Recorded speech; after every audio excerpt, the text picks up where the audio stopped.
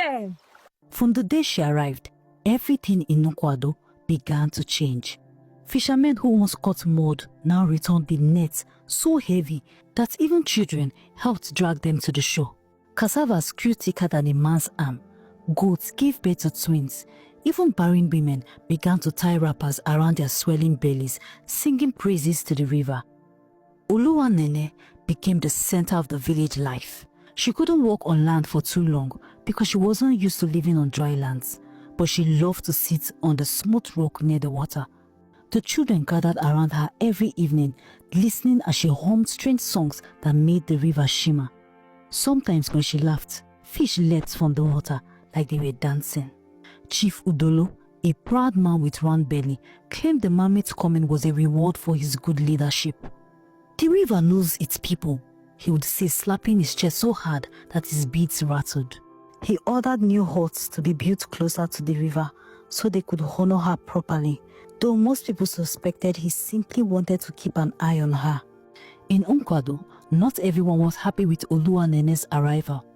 Mama Ebiri, the sharp-tongued fishmonger, began to lose customers.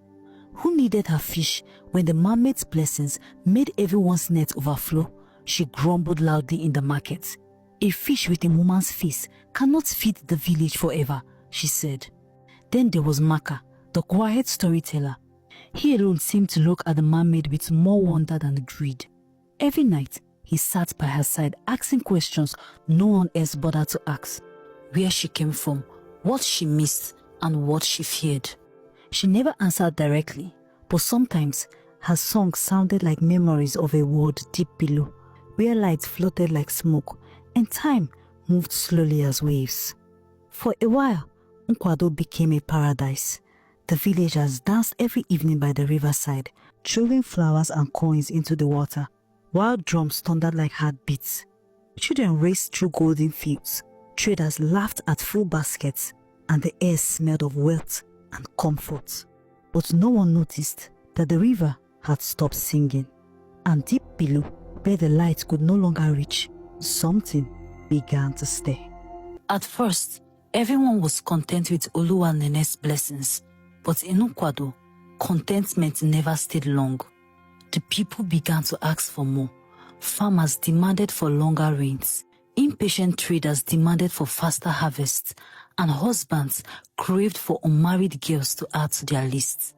Each time the villagers came to the riverside, Oluwanene would smile gently, but deep down, she was getting fed up by their never-ending demands.